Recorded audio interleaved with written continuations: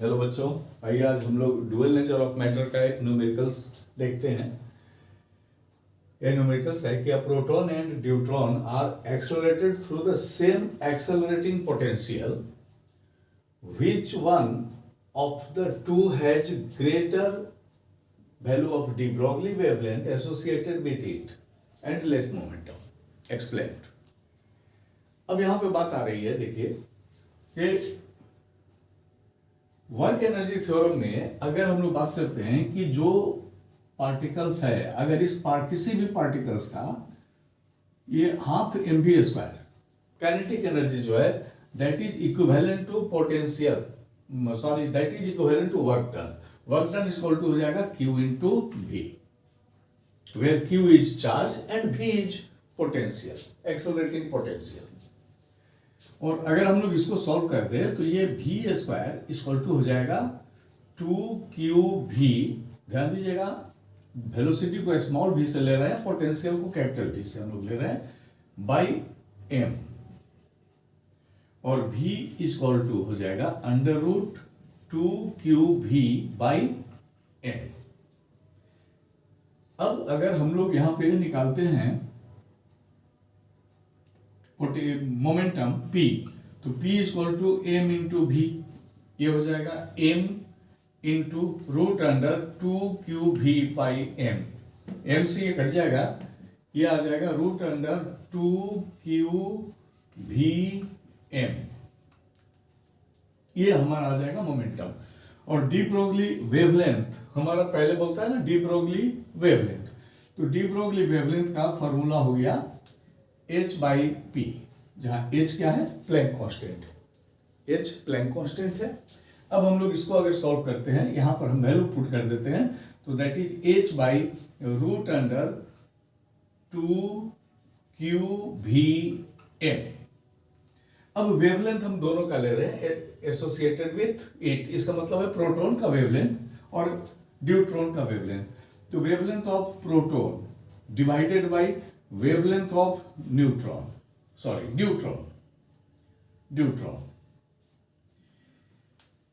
तो ये आ जाएगा, देखिए h by root under 2qvm।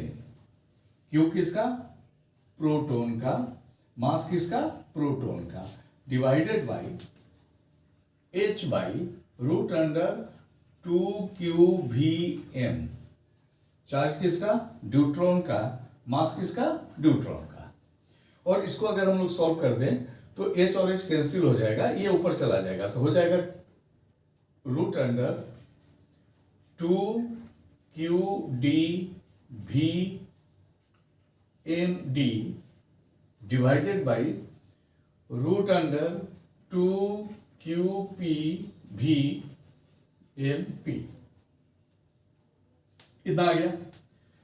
अब इसको अगर हम लोग लिखते हैं कि lambda p by lambda d, तो ये अगर प्रोटॉन की बात करते हैं हम लोग, तो प्रोटॉन के लिए ये हो जाएगा रूट अंडर 2, या दोनों को एक ही रूट में लेके आप चले आओ, ज्यादा इजी हो जाएगा, 2qd।